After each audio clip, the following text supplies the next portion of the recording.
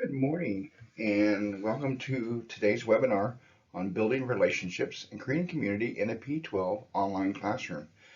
My name is Dr. Houston Logston and I will be your host today for this webinar. We're going to talk about various things about creating community and building relationships in the classroom, and hopefully when you walk away from today's webinar you will have learned some things about these very important issues in the time that we're together.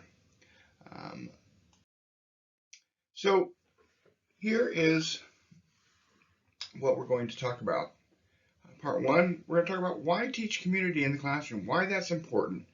We want students to understand what community is all about and what it involves in the classroom. Part two, how do you build a strong community? What are some steps to do that?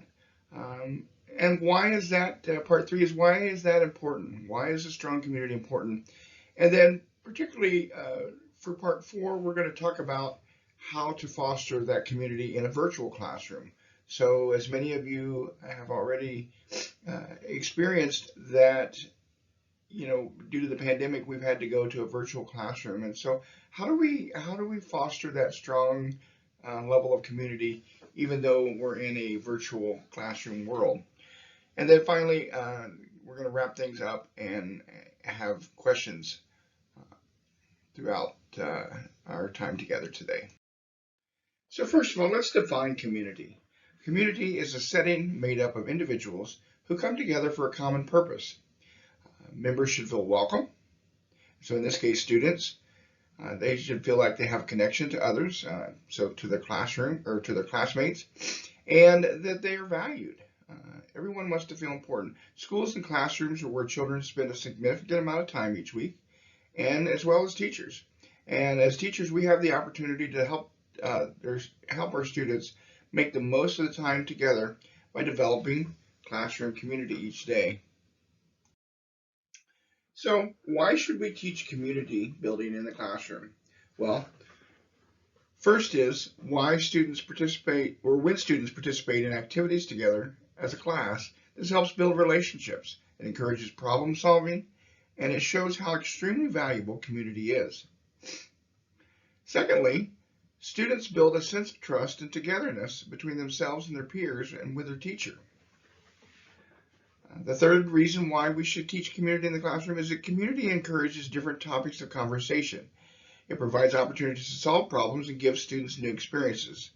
So they learn a variety of things as they go through their exercises, their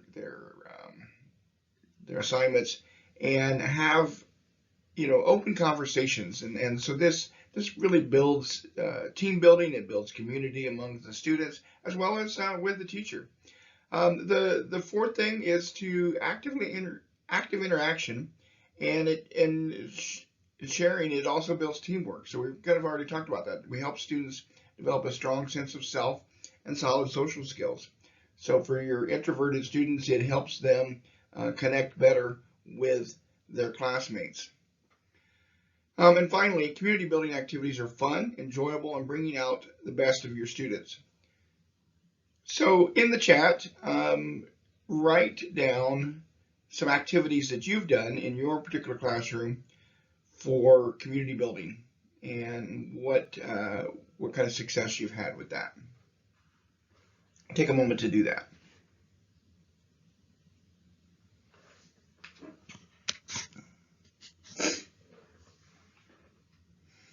Okay, so take a look at those as we're continuing through the webinar here.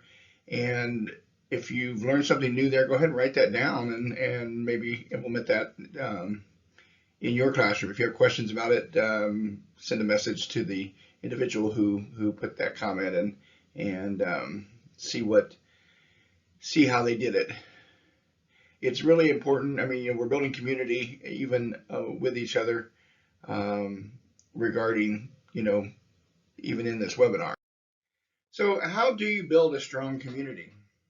Well, you build a strong community by developing classroom rules and expectations together. And this also, as we'll talk about in a little bit, can also apply toward the online world as well. in the virtual classroom. So take time to share fun facts about each other. Learning about each other and learning what each other like is a great way to build community. Give your students a voice. Let them talk about what they're dealing with. Some of those things might be personal and private, so you may need to adapt that conversation a little bit. But let them have a voice. Let them discuss, and this is particularly true in the virtual classroom where we've been somewhat isolated because of this pandemic. Let the students talk with each other. Let them have a voice. Let them talk about what they're dealing with, and make it a safe place that they can do that. And finally, set goals. Keep each other accountable, not only for you in responding to their assignments and grading those, but also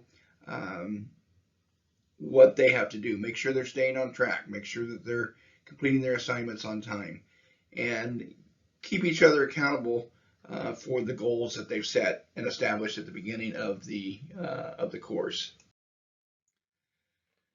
The third thing, why strong community support? And we've kind of alluded to a lot of these things as we've talked so far, but I would say that strong communities are important because they focus on trust and relationships. This is huge. We want students to build trust with one another. We want them to build trust with you, the classroom teacher, and we want them to develop relationships. And so building this trust and relationship helps students focus on community and build together.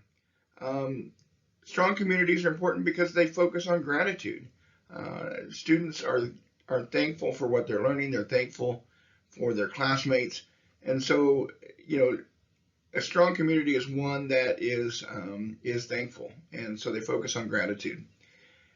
The third thing would be that strong communities are important because they work together toward a shared goal. So we know what we want to accomplish, and we are working toward that. And then lastly, we've kind of already talked about this. Strong communities are important because they let students have a voice. They allow students to share and help each other learn about what's going on and learn from each other.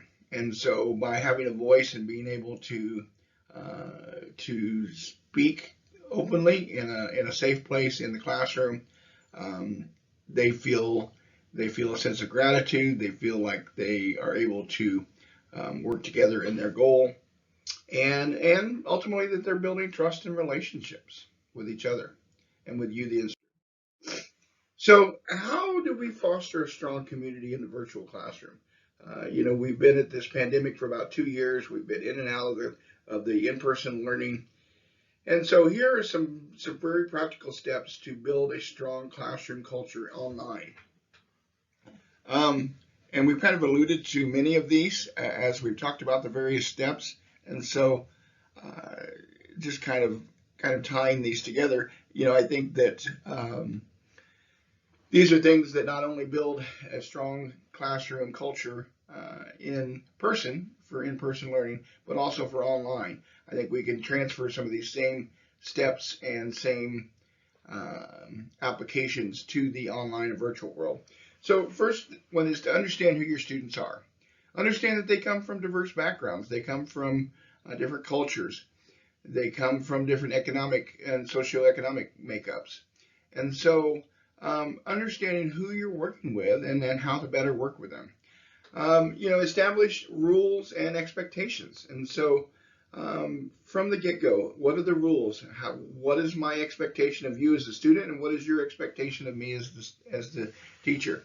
Understanding, when we're not face-to-face, physically face-to-face in an in-person classroom, this sometimes doesn't happen.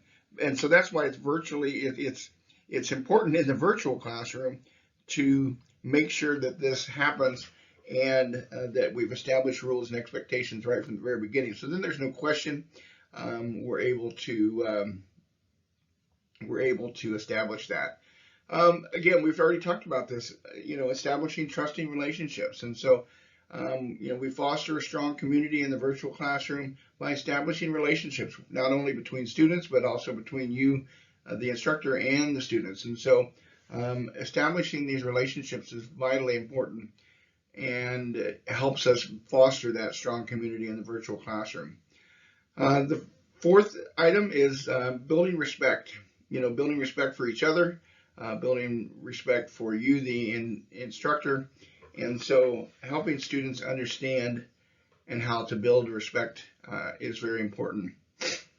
Building responsibility, and so helping students understand that they are responsible for their learning just as you are responsible for providing them the information. And so it's kind of a two-way street. Students need to take responsibility for their actions, for their the work that they're required, and we need to have them help build responsibility and take responsibility for their actions. So we've talked today about really four areas and how to build a strong community, how to build relationships in the classroom, both in person and online. Any questions that you might have, go ahead and type those down in the chat, and we'll answer those for you as those come up. But we'll take just a minute to do that.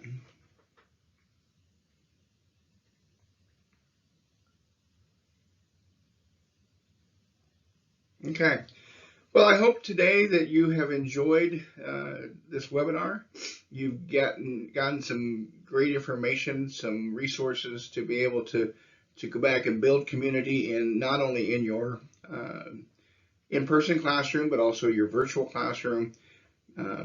You've been able to build relationships with your students. They've been able to build relationships with one another, and hopefully you can take away some of the things that you've learned today and put them to work in your classroom. Thank you so much. My name again is Dr. Logsdon, and I have been your host today.